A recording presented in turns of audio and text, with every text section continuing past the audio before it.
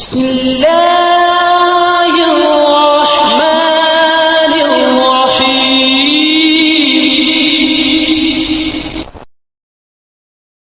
من الشيطان الرجيم بسم الله الرحمن الرحيم وَإِذْ أَخَذْنَا اور جب ہم نے لیا میثاق بنی اسرائیل بنی اسرائیل سے عہد لا تعبدون الا اللہ کہ تم عبادت نہیں کرو گے مگر اللہ کی وَبِالْوَالِدَيْنِ إِحْسَانًا وَذِي الْقُرْبَى اور ماں باپ کے ساتھ حسن سلوک کرو گے اور قریبی رشتہ داروں کے ساتھ وَالْيَتَامَى وَالْمَسَاكِينِ اور یتیموں کے ساتھ اور مسکینوں کے ساتھ وَقُولُوا لِلنَّاسِ حُسْنًا وَأَقِيمُوا الصَّلَاةَ وَآتُوا الزَّكَاةَ اور لوگوں سے بات کرو گے بھلائی کی اور نماز قائم کرو گے اور زکوٰۃ دیتے رہو گے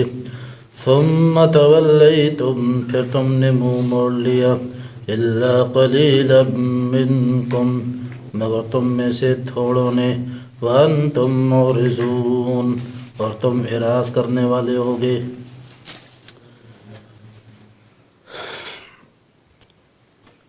بنی اسرائیل کا ذکر کافی عرصے سے آپ حضرات سماعت فرما رہے ہیں۔ مختلف عہد و پیمان اللہ تعالیٰ نے اپنے دو پیغمبروں کے ذریعے یا زیادہ پیغمبروں کے ذریعے ان سے لیتے رہے، تو کافی سارے عہد آپ حضرات نے سنے اور پڑھے۔ تو آج کے سبق میں بھی اسی طرح ایک اور عہد کا تذکرہ اللہ تعالیٰ نے کیا ہے۔ وہ عہد ایسا ہے کہ جو ساری چیزوں کی بنیاد ہے، ساری چیزوں کی کیا جی بنیاد ہے، کہ کائنات کے اندر عبادت کے لائق ایک اللہ کی ذات ہے، چاہے قولی عبادت ہو، بدنی عبادت ہو، مالی عبادت ہو، ہر طرح کی عبادت کے لائق کس کی ذات ہے عزیزو؟ اللہ کی ذات ہے۔ تو یہ اللہ تعالیٰ کا ایسا مطالبہ ہے کہ جو سارے انسانوں سے رہا ہے۔ آپ سورہ بنی اسرائیل کے اندر ایک آیت آپ کو ملے گی، پارہ نمبر 15 کے اندر، وہاں اللہ تعالیٰ نے اپنے حبیب صلی اللہ علیہ وسلم کو مخاطب کر کے فرمایا وَقَضَىٰ رَبُّكَ أَلَّا تَعْبُدُوا إِلَّا إِيَّاهُ کہ میرے حبیب تیرے رب کا فیصلہ ہو چکا ہے، تیرے رب نے فیصلہ کر دیا ہے کہ عبادت صرف میری ہوگی۔ إِلَّا إِيَّاهُ عبادت صرف کس کی ہوگی؟ میری ہوگی۔ اور ہم جو نماز پڑھتے ہیں، التحیات پڑھتے ہیں، التحیات کے اندر پہلے 3 جملے ہیں، التحیات للہ والصلوات والطیبات، اس کے اندر بھی ہم عہد کرتے ہیں کہ اللہ قولی باتیں تیرے لیے، بدنی باتیں بھی تیرے لیے، مالی باتیں بھی کس کے لیے؟ تیرے لیے۔ اور اس سے پہلے ہم جب نماز شروع کرتے ہیں سورہ فاتحہ کے اندر ہم 2 آیتیں ہم پڑھتے ہیں، بلکہ ایک آیت ہے ایاک نعبد و ایاک نستعین کہ اللہ عبادت تیری ہی کرتے ہیں اور مدد بھی تم سے۔ یہ اللہ نے سارے رسولوں کے ذریعے ہر امت سے اللہ نے عہد لیا تھا، لیکن چونکہ بات چل پڑی بنی اسرائیل کی کافی دنوں سے، تو ان سے اللہ تعالیٰ نے یہ عہد لیا تھا کہ بنی اسرائیل عبادت میری کرو گے، عہد ان کو بتا دیا گیا۔ لیکن انہوں نے کیا کیا کہ یہودیوں نے بھی گڑبڑ شروع کی، اور جو عیسیٰ علیہ السلام کے زمانے میں تھے یہ یہودی تھے، اگرچہ وہ عیسائی کہلانے لگ گئے عیسیٰ علیہ السلام کی وجہ سے، انہوں نے بھی گڑبڑ شروع کر دی، اور بلکہ یہ گڑبڑ تو موسیٰ علیہ السلام کی موجودگی میں بھی کی، جیسا کہ آپ حضرات نے سنا ہے کہ سامری نے جب بچڑا بنایا موسیٰ بن ظفر نے، تو اکثر جو ہیں وہ اس کے سامنے جھکنا شروع ہو گئے، اور سامری نے کہا جی ھذا الہکم الہ موسیٰ۔ اب سامری کا آپ جھوٹ دیکھیں، سامری کہتا ہے یہ موسیٰ کا بھی یہی خدا ہے۔ کیا کہہ رہا ہے سامری بھائی؟ ھذا الہکم الہ موسیٰ فناسیہ کہ موسیٰ علیہ السلام تو بھول گئے ہیں، وہ کوئی طور پہ چلے گئے، 30 دن کا کہا تھا، دن 40 ہو گئے، تو اصل بات یہ ہے کہ موسیٰ کا خدا اس کے اندر آ گیا ہے، لہذا اس کی عبادت کرو۔ تو اللہ نے یاد دیا تھا کہ عبادت صرف کس کی کرنی ہے؟ میری۔ تو انہوں نے کیا کر دیا؟ بچڑے سے مانگنا شروع ہو گئے۔ اور اسی طرح عیسائی جناب، ان کے اندر بھی کافی فرقے بن گئے۔ انہوں نے عیسیٰ علیہ السلام کو بھی اللہ کا درجہ دیا، جیسا کہ آپ چھٹے پارے کے اندر بھی اس طرح کی آیت آپ کو مل جائے گی، ٹھیک ہے۔ اللہ تعالیٰ نے اس کی بار بار تردید بھی کی ہے کہ خالق و مالک صرف کون ہے جی؟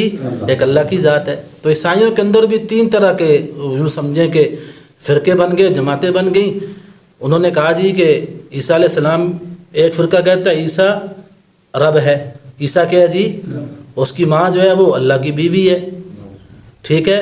اور بعض کہتے ہیں کہ عیسیٰ، مریم، اللہ یہ تینوں خدا ہیں، ٹھیک ہو گیا نا۔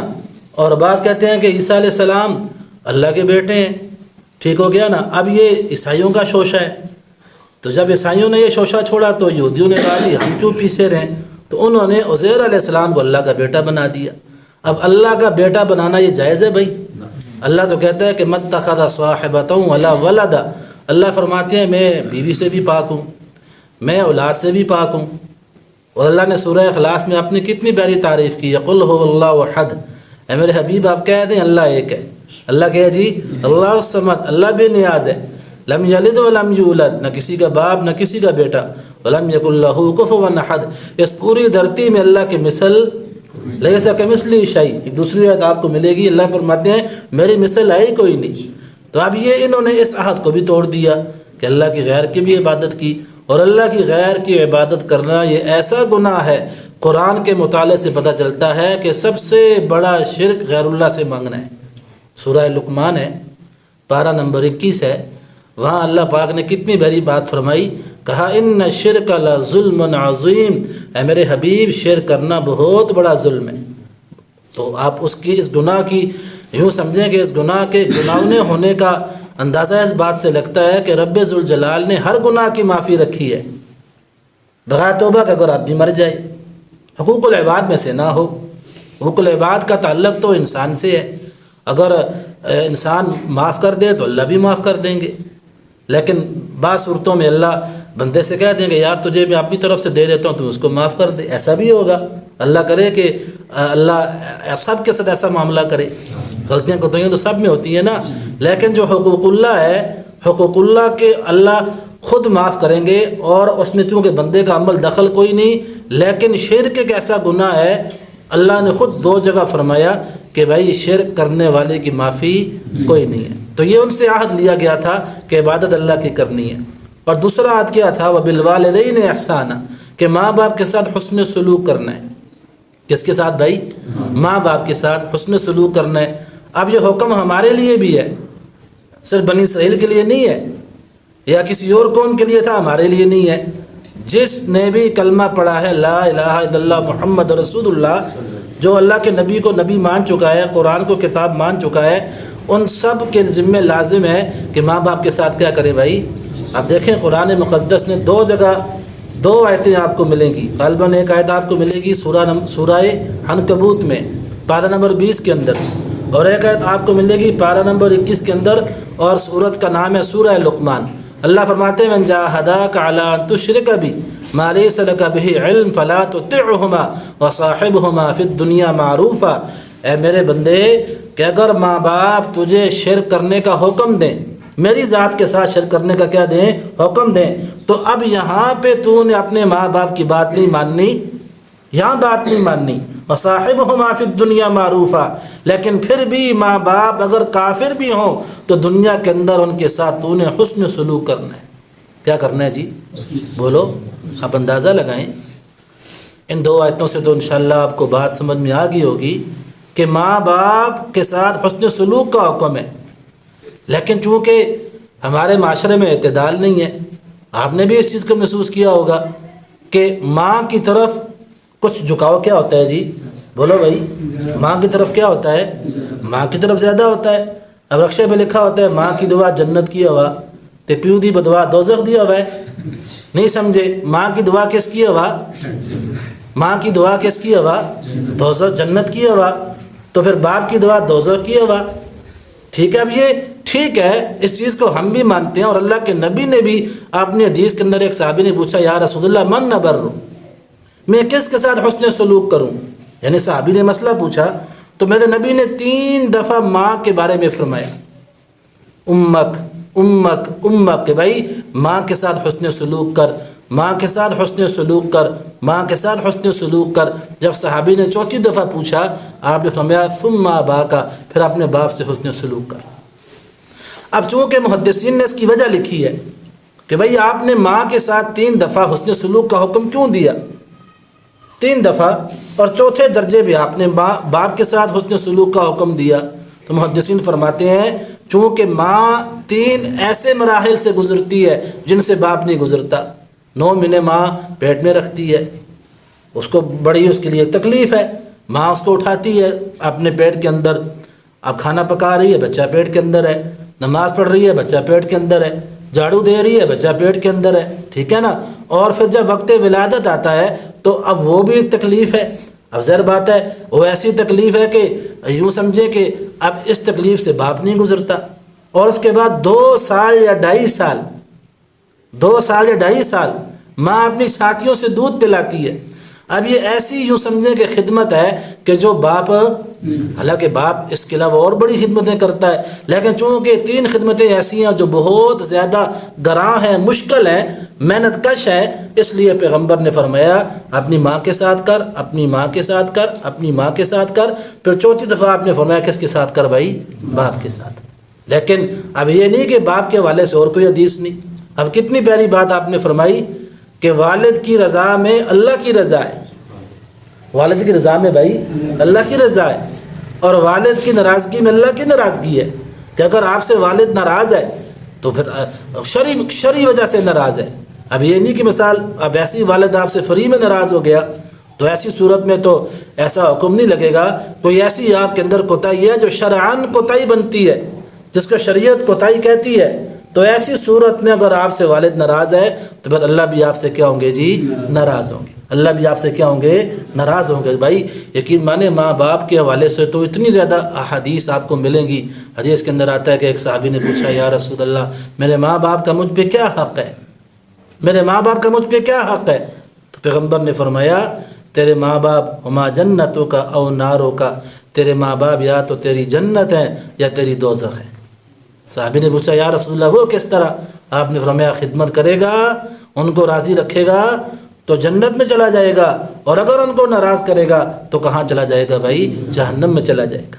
تو اس لیے بھائی ماں باپ کے ساتھ حسن سلوک کرنا، اگر وہ بیچارے کوئی بات ایسی کر دیتے ہیں جو آپ کے مزاج کے خلاف ہے، یا عمر کے زیادہ ہونے کی وجہ سے کوئی ایسی بات کر دیتے ہیں جو برداشت کرے گا اللہ اس کو نوازے گا، اللہ اس کو کیا کرے گا جی؟ نواز دے گا۔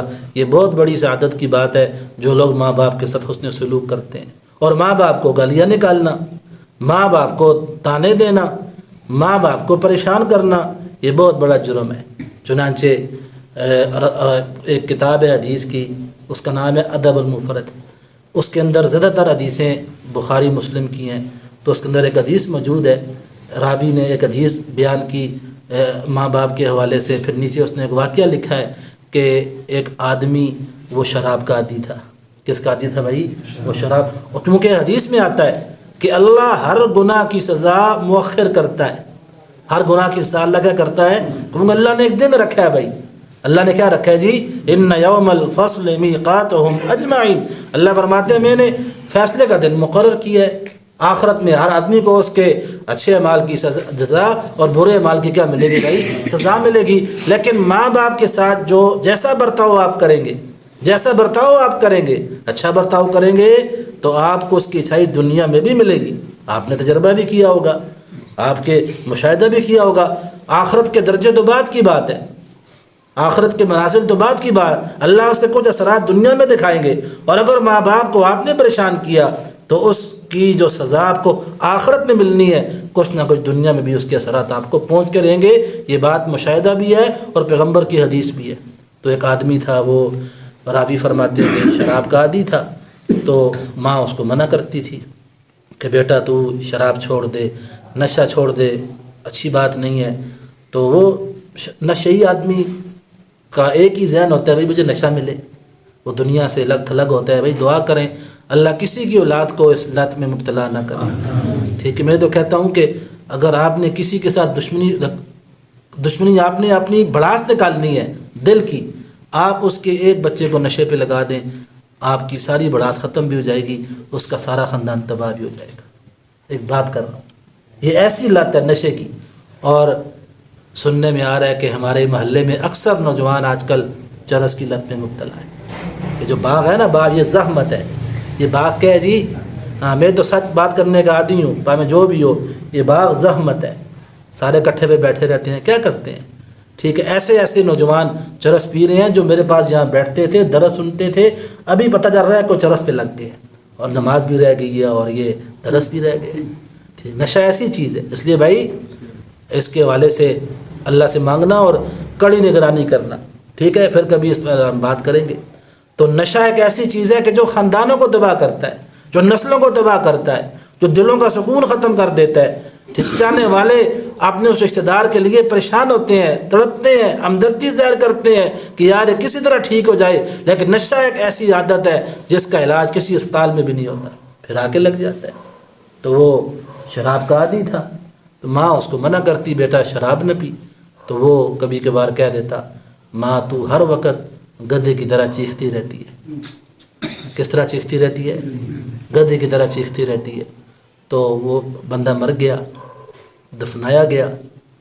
ادب المفرد میں یہ بات موجود ہے کہ روزانہ عصر کے بعد اس کی قبر سے گدھے کی آواز آتی تھی. کس کی آواز آتی تھی؟ جیسے گدھا بھونکتا ہے نا، گدھے کی آواز آتی تھی. تو جب پتہ کیا گیا، پوچھا گیا، تو پتہ چلا کہ اس کا یہ گناہ تھا. یہ ماں کو کہتا تھا گدھے کی طرح بولا نہ کر، بھونکا نہ کر. اللہ نے اس کی سزا قبر کے اندر وہی بنا دی. تو بھئی اس لیے ماں باپ زندہ ہیں تو کیا کرنا ہے ان کی بھائی، اور ماں باپ مر گئے ہیں. ایک علاج ہے نا، بعض حضرات پوچھتے ہیں جی کہ میں نے کوتاہی کی ہے، زندگی میں مجھ سے کوتاہی ہوئی ہے، اب مرنے کے بعد میں اس کوتاہی کو پورا کرنا چاہتا ہوں.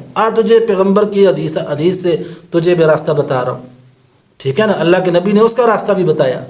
زندگی میں کوتاہی کی، حق ادا نہیں کیا، خدمت نہیں کی، فرمایا مرنے کے بعد ان کے لیے دعا استغفار کر، یا ان کے رشتہ داروں کے ساتھ، حتیٰ کہ ان کے دوستوں کے ساتھ حسن سلوک کر، تو بروز قیامت فرمانبرداروں میں لکھا جائے گا.